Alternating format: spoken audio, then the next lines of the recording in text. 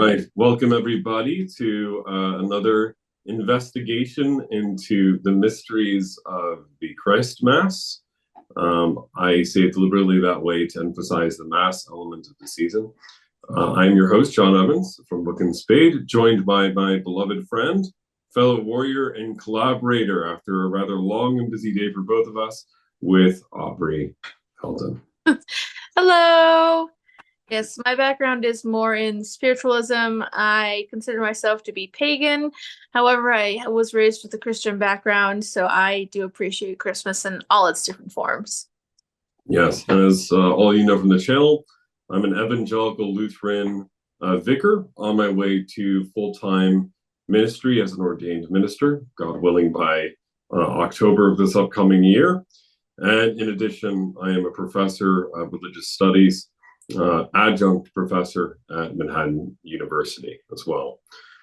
All right, and a committed Christian as well. Yes. So, I want to throw our cards out on the table. Both you and I right now recording. Recording 3 days before Christmas.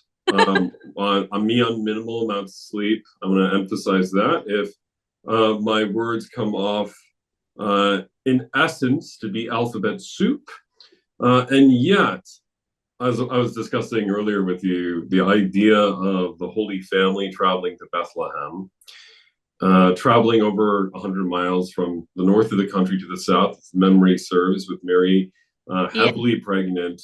I don't care how celestial anyone may have been, traveling heavily pregnant on a donkey is not an easy time.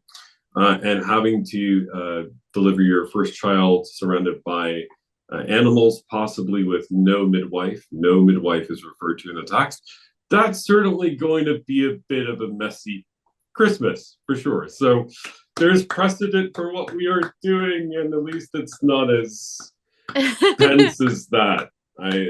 Well, and I think definitely the realism adds to it, because however much we do love this holiday, it can be very stressful for some people, and it can be hard, whether you're single like myself, have a family, newly married, and so forth.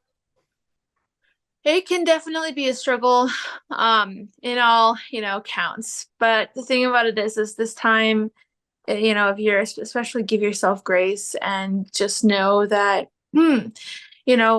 God or whatever you believe in is watching over you. And this is a special time to try and slow down and take a deep breath and find Christmas where you can. It does not have to be perfect. Perfection in any religion, there's no perfection mentioned. So take the time and, find love and grace for yourself. I think it's interesting that the whole core of the Christian message, speaking as one trying to declare the idea of grace, is the idea that we are welcomed not because we are perfect, but precisely because we are not. We show up at the table to receive our Lord Jesus Christ, not because, oh yeah, man, we totally climbed this giant ladder to get. No. The fact is, love has come down from heaven and has washed us in peace. Perfect love has come down from heaven because we are in need of that kind of love, without which we, at least honestly for me, for which we are lost. And I think what's really curious is the idea that perfect love chooses to be born in the messiest of all circumstances. If I could choose to be born into the world, I would choose to be born into the most bougie hospital imaginable, and there would be a silver spoon and a million attendants, and all the nice things. Well, it's interesting you mentioned that, because part of the different, religious, as far as polytheistic is concerned, is that the sun is reborn on the darkest day. It's literally, a metaphor for it's darkest before the dawn. The sun returns to us. We have 3 days where the world almost stands still, where we have 3 days of just, so much darkness. But that's the thing, is like darkness doesn't always have to be a bad thing. Darkness can highlight the light. Without the darkness, there would be no light. And sometimes it's important to understand, the nights, the darkness within us all, the things that we work on. And I feel like during this time, that's why we have so many celebrations, because we're acknowledging those things. And then we're also being so grateful for the renewal of the seasons, for the renewal of hope, and all of those wonderful things. Yeah, and I think what's interesting, right? Like, Newgrange was an Irish structure, a polytheistic Irish structure built, I think, in the late Bronze Age. And of course, it tracks with the winter solstice.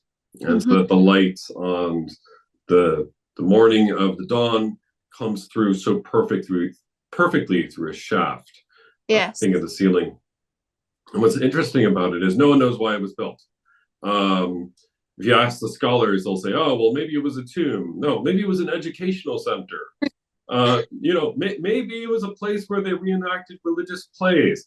What I like to tease is if we had no memory of what St. Peter's Cathedral was used for, and extraterrestrials beamed down, they had to figure out, what are the ruins of St. Peter's really used for here? Well, their bodies. Maybe it was used for a cemetery. No, but maybe it was educational center. That pulpit thing looks like a professor would speak from it. Oh, wait, there's a lot of seats. Maybe they had a play there. They also would be scratching their heads because the faith always encompasses not just one element, but all the above. And I think it's very easy to reduce it.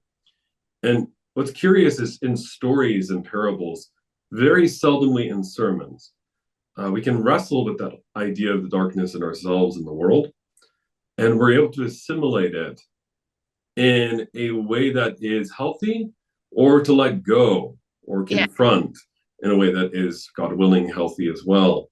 And that's Yeah. something that, like, our culture, one of the things which I love about our friendship from the very beginning is you've introduced me to your inestimable credit to some of the best stories and storytellers imaginable.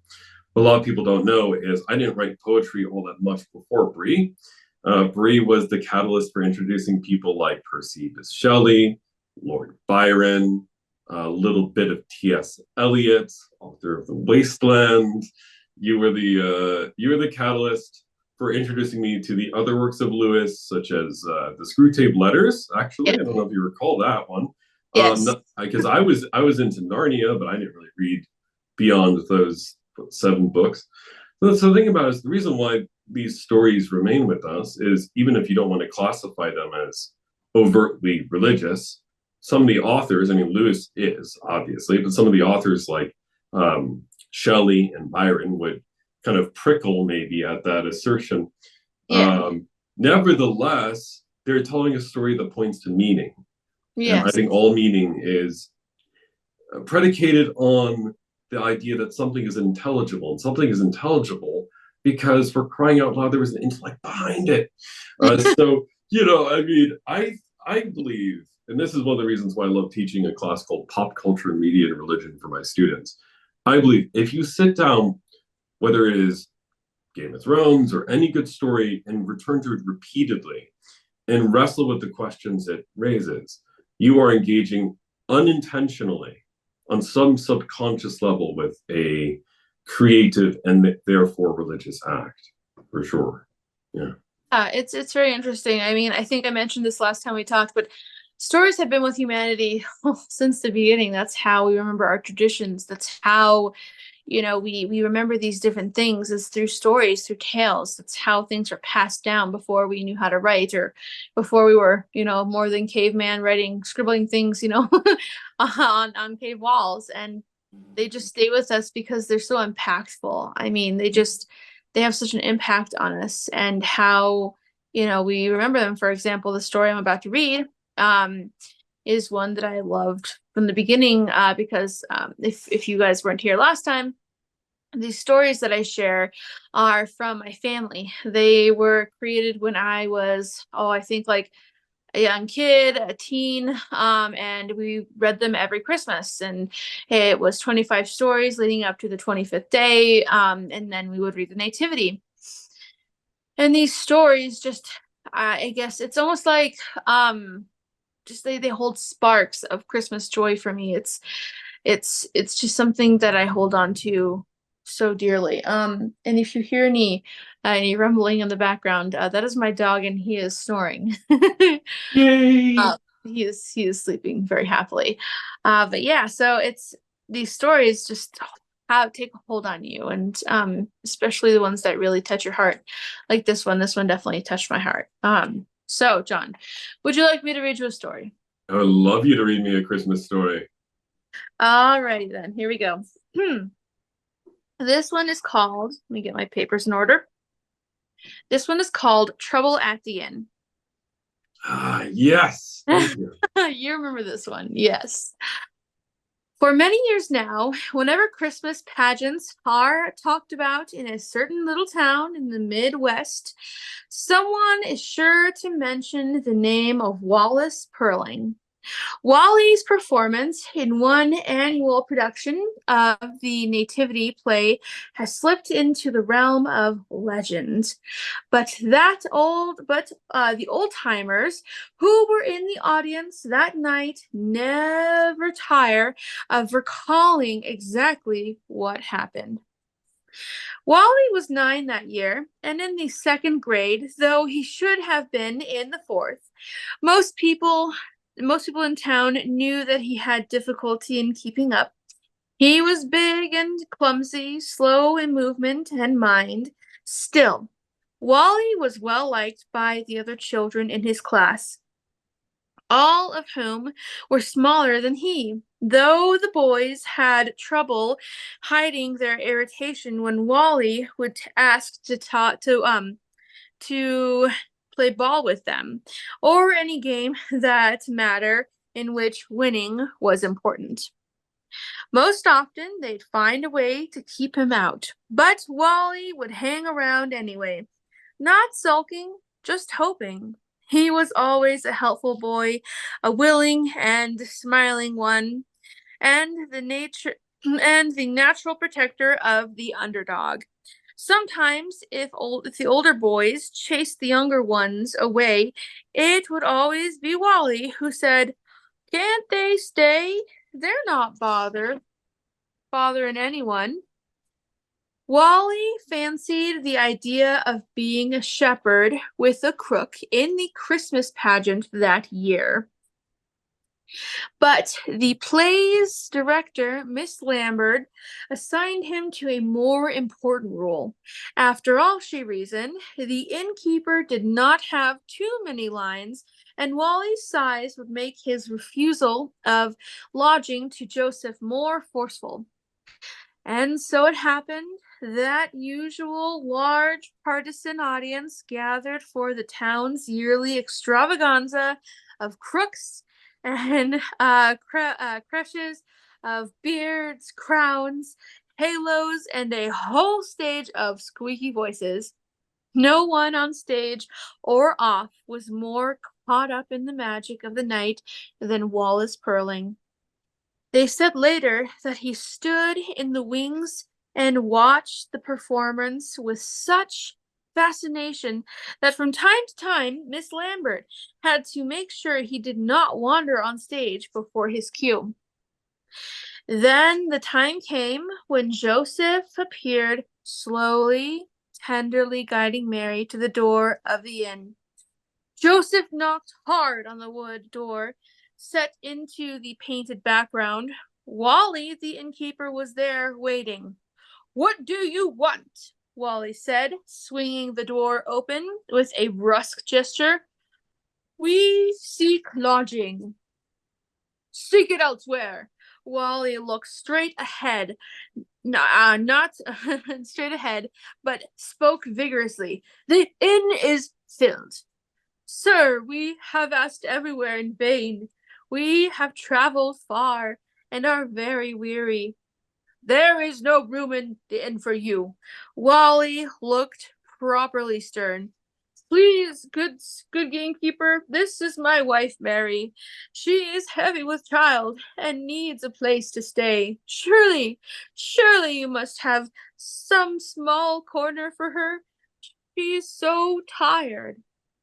Now, for the first time, the innkeeper relaxed his stiff stance and looked down at Mary. With that, there was a long pause. Long enough to make the audience a bit tense with embarrassment. No, be gone, the prompter whispered from the wings. No, Wally repeated automatically. Be gone. Joseph sadly placed his arm around Mary, and Mary laid her head upon her husband's shoulder, and the two of them started to move away. The innkeeper did not return inside his inn. However, Wally stood there in the doorway, watching the forlorn couple. His mouth was open, his brow creased with concern, his eyes filling unmistakably with tears. And suddenly, the Christmas pageant became different from all the others. Don't go, Joseph, Wally called out. Bring Mary back. And Wallace Perling's face grew into a bright smile. You can have my room. Some in town thought that the pageant had been ruined.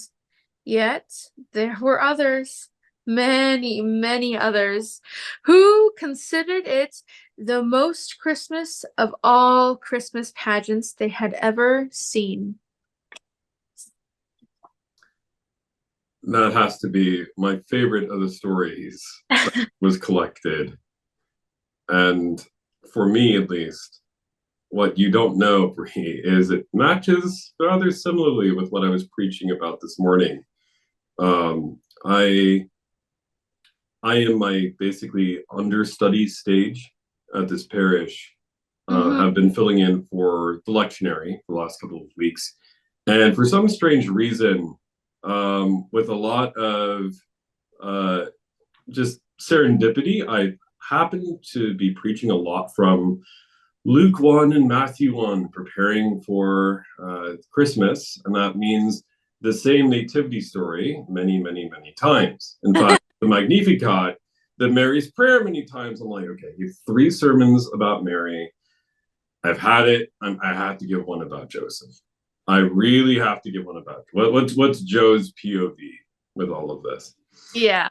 And I went into the historical element at the very end that it is possible that we are talking about a literal tavern or an inn. I mean, I don't want to dismiss that. That's a huge part of the Western tradition and art.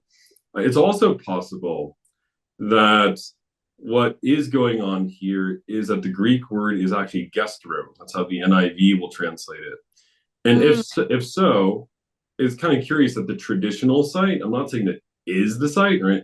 But the traditional location in Bethlehem is a cave that was indeed a stable for animals, but it was underneath and seemingly, from what I gather, an ordinary Jewish home.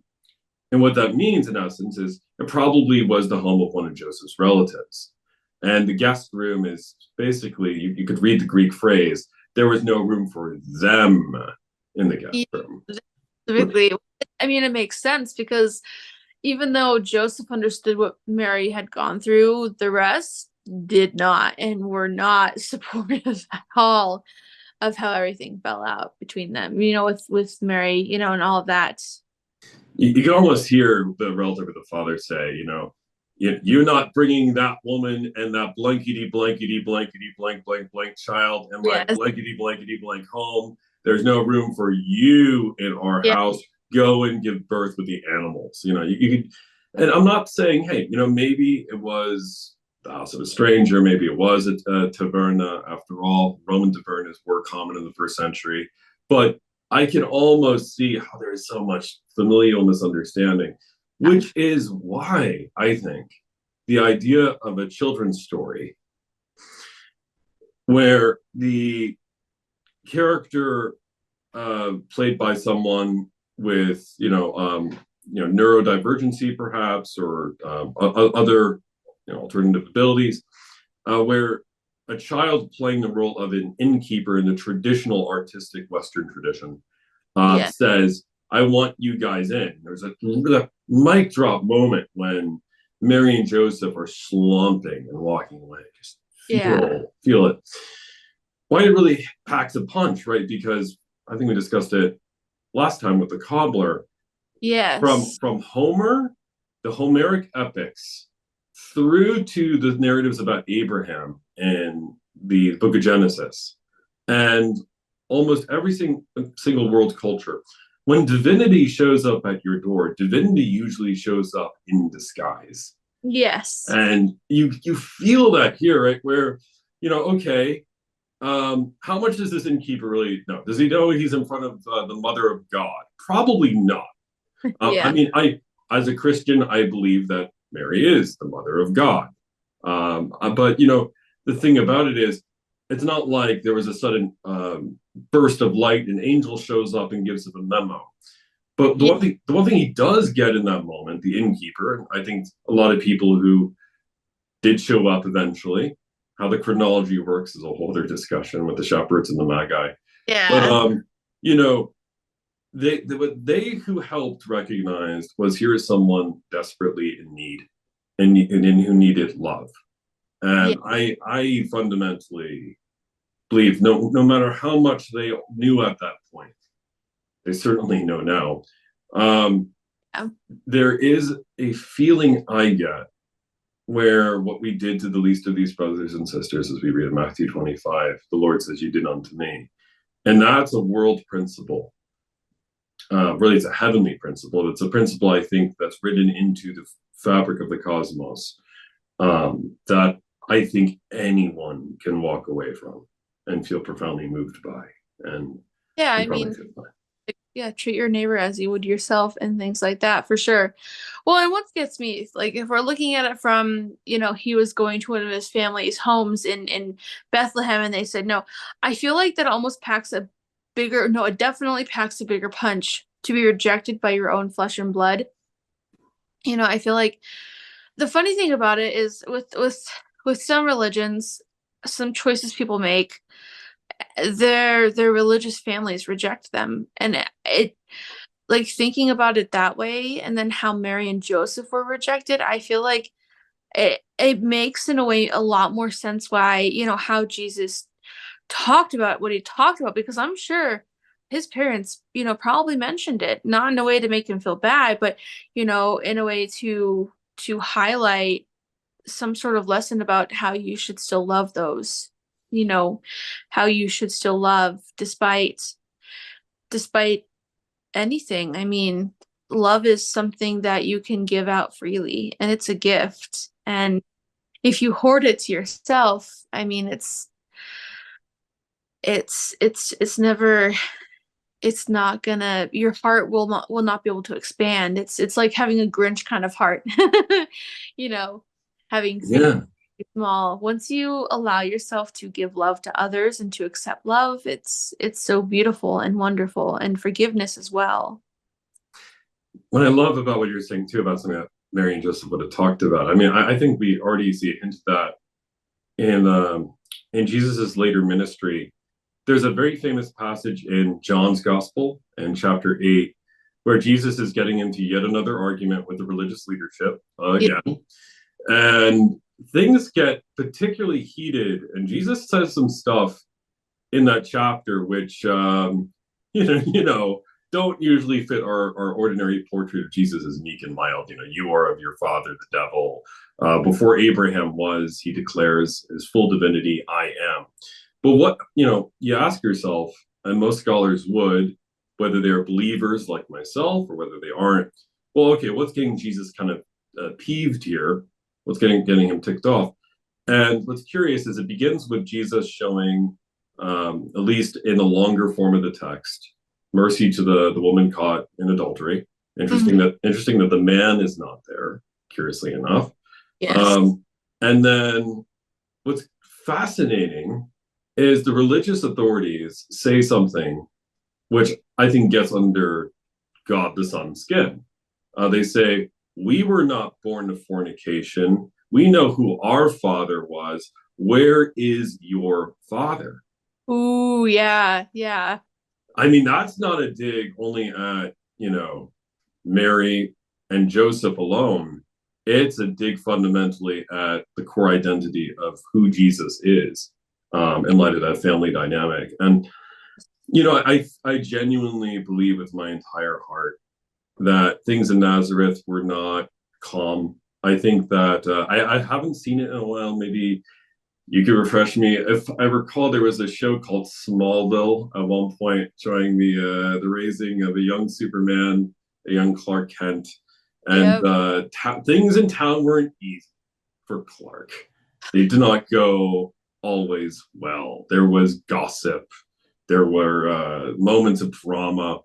And while hey, I believe Jesus is God, I believe he's the second person of the Trinity. I believe he is without sin. I even believe, as Luther actually believed as an Augustinian monk, the Roman Catholic doctrine that Mary is the Immaculate Conception. Yes, yes, yes. I affirm those. It still doesn't take away from the reality of this was not an easy Christmas. It wasn't an easy childhood. It really was not, those clouds did not disappear, I think, not even during adulthood, unfortunately. Yeah. Yeah, I mean, which again, I feel like going back to our beginning, I feel like everybody can relate to. I mean, this time is supposed to be about giving and families, and all of those things can be hard no matter what walk of life you're in. Um, but I guess, ending on giving yourself grace Mm. and and um again, noises over there, that's my dog. Yay. Uh Love you, doggy. he's a good boy. He's just getting cozy again. But Mm. and finding spaces, I really find solace in, I don't know, like there's not as much snow right now, which I wish there was more. I'm hoping for more. I know people would probably be like, no, no more snow, but I love it because it feels like the world has, wiped away things that, you know, things are bad. Like things, this world right now is kind of in a lot of turmoil. But I feel like by taking a breath and by having some sort of way to stop and just ponder Yes. on, I mean, everything. And it's hard to say be grateful, but I mean, because I mean, gratitude is a part of everything. So it's finding ways to be grateful. I'm grateful when the snow comes. I'm grateful. I'm honestly pretty grateful to have the stress that I have because um 10 years ago I was alone and by myself and for Christmas. And just being alone all year long. And so I'm grateful that I'm no longer that person who is alone and sad and by themselves. I am a very busy person. I am a person who is catching myself coming and going. I'm a person who is involved in so many different things, who's a part of a wonderful community. I'm a person who is, comfortable with talking about paganism. I'm a person who's comfortable in the life that I've built for myself. And looking around, that's one thing I can say I have created in every instance the life that is now around me. And I mean, if you out there listening to this or watching this doesn't like the life you created, then God or deity or whatever you believe in has given you the ability to choose to change. You can change and you can find a way to do it. It's difficult. But especially during this Christmas season, finding something to be grateful for, whether it's family or friends or the fact that you're here on earth one more day. It's a blessing. And I mean, I'm very lucky to have a friend like John because we can have crazy discourses on all sorts of topics. Uh and and just things like that. But I will stop rambling now and No, I don't think it's rambling. as you know, and I touched on it last time, there was a meeting at one point between Tibetan Buddhist monks and Jesuit priests, and they were comparing theology. And they all were asked to carry out this exercise by whoever was leading the retreat. Write down one word that immediately comes to mind that sums up your entire relationship with divinity as you know it. They wrote down one word. They all exchanged papers. After doing some breathing techniques, they unfolded them. And sure enough, what's the one word they all wrote down? It was gratitude. Gratitude. And the reason why, right, from speaking from a Christian point of view, I mean, you look at the idea of God coming into the world, and yeah, it's not easy. I mean, even the myrrh, okay, so gold, kingship, frankincense, divinity, really, it's not just priesthood. Myrrh is an embalming fluid, right? And it points to the death on the cross. The thing about it is, okay, yeah, there's the cross, but there's also resurrection. There's also the third day. There's also new beginnings. There's also the spiritual springtime that you were alluding to earlier, that does come, and that is in some sense incremental. You have the parable of the mustard seed. If God's kingdom is compared to as a mustard seed that grows into a tree whose branches are so large that even the birds of the air can nest in its branches. It's curious that kingdom is being redefined not as an organization, but as an organism.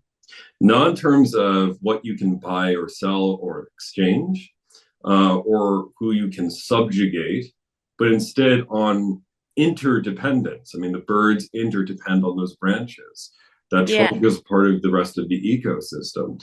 It all began with a seed that looked utterly insignificant.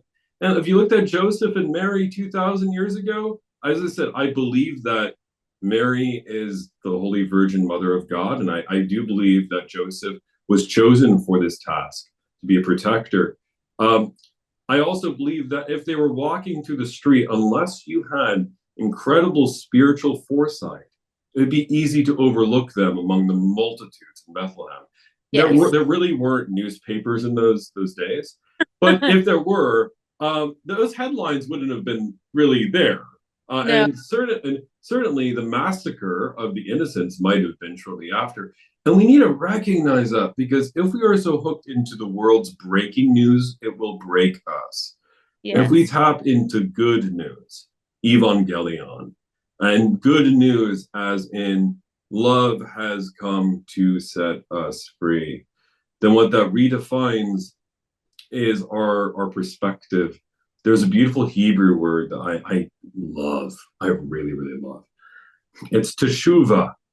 And teshuvah is that most regrettably poorly mistranslated English word repent, which has the baggage in the English language of on your knees, here's a ruler. Really nasty. In Greek, it's actually metanoia. And as teshuvah means to return.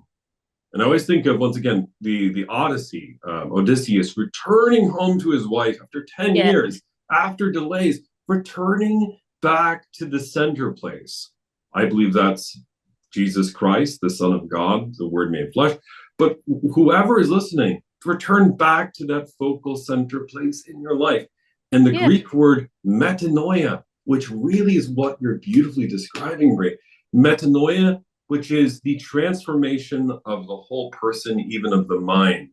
To quote one of my pastoral mentors, in the beginning, I have to fully admit this phrase drove me crazy as was translated, but then I kind of fell a bit in love with it, and now it will never escape my mind. Radical reorientation of an evaluative point of view, or radical reorientation of expectation, meaning we come to life every day with expectations. Those expectations will inevitably not necessarily be identical with what we're going to meet. I know that from how many times I've burnt the roof of my mouth on pizza I really want to eat. But nevertheless, God has placed each of us in those moments in a teshuvah and a metanoia moment that allows for us to see a precious glimpse of a gift. and we can either choose to embrace that gift and look with a new, fresh lens or perspective, or we could retreat back Yeah. into, well, to quote a beautiful theologian at the heart of Backstreet Boys, I want it that way. So, Yeah.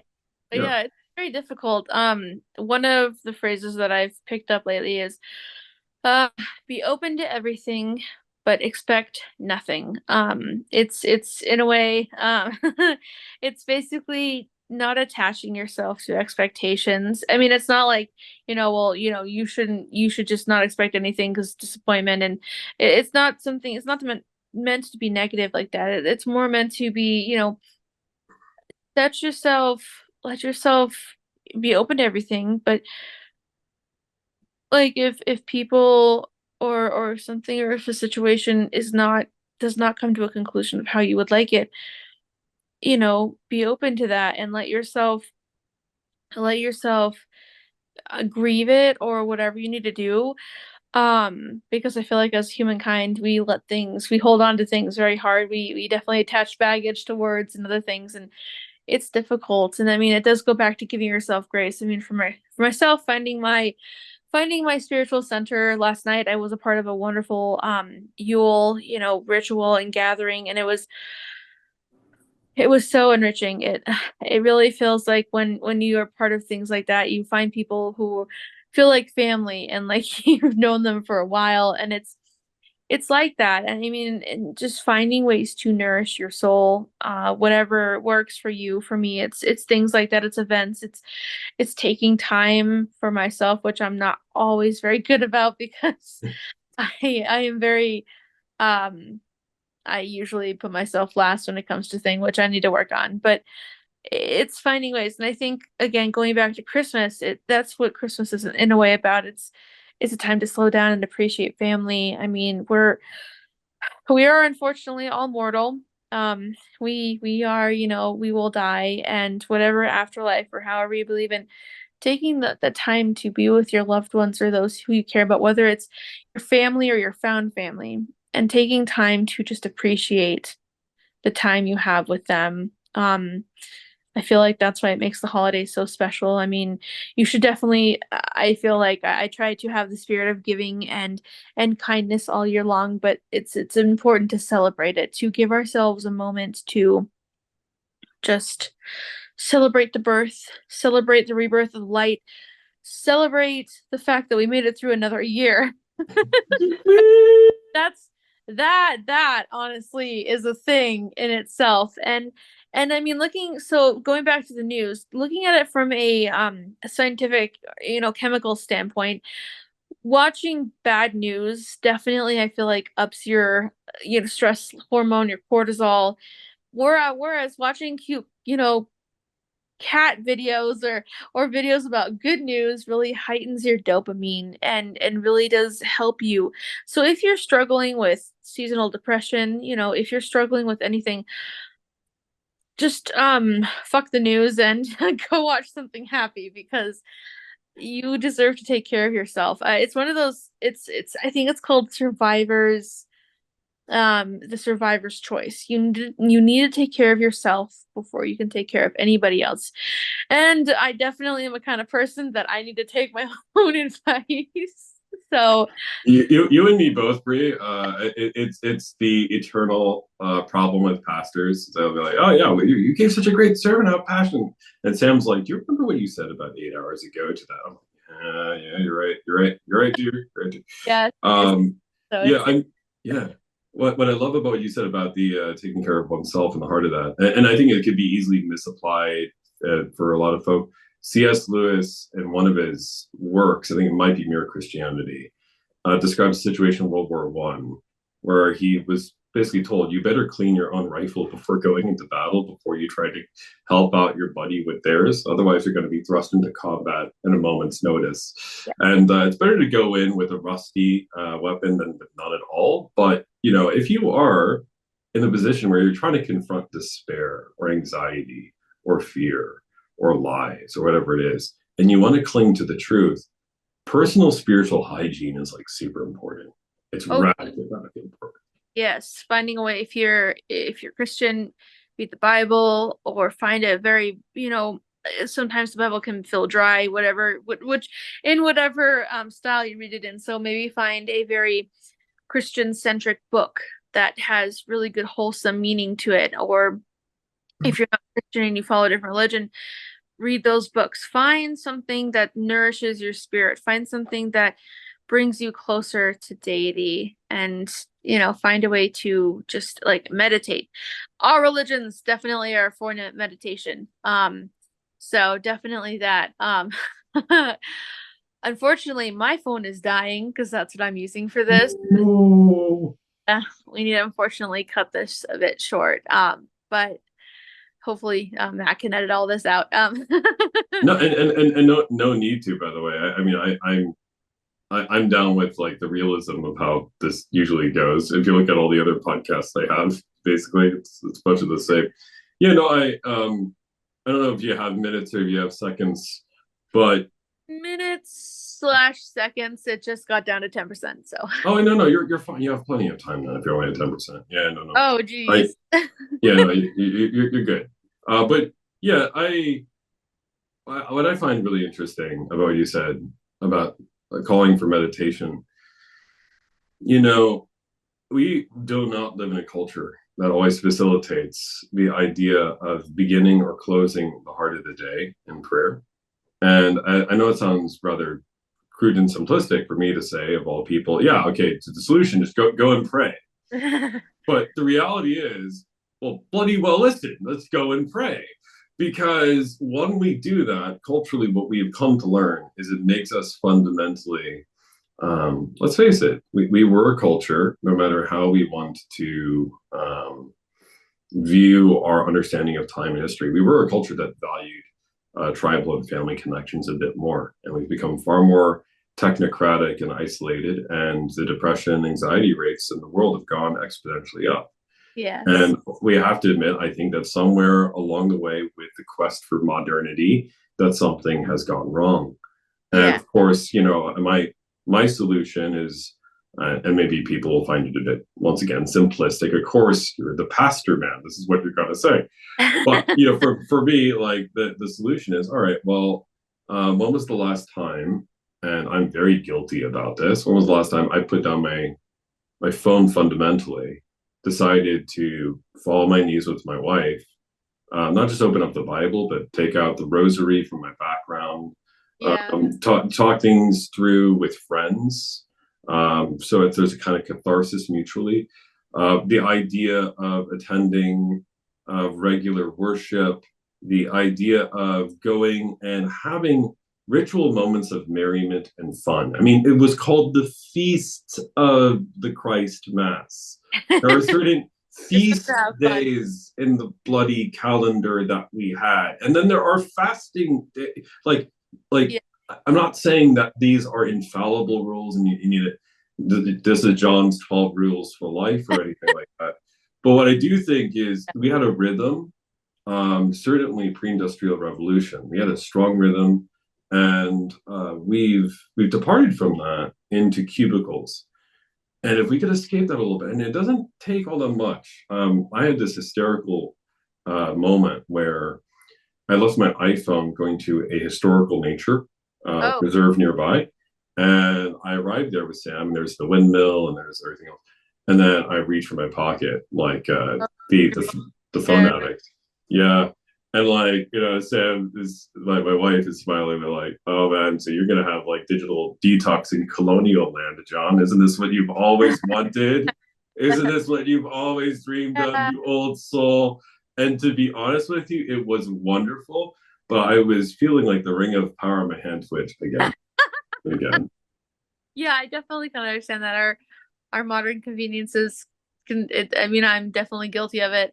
But I also feel like one thing that I heard once, it said praying is like talking to deity, but meditating is like listening to deity. What deity, what God, what the universe has to say to you. And so if you can find a way to meditate, I know some people are very jittery and they like to walk and do a walking meditation. So there's multiple ways. My phone is down to 5%. Yay.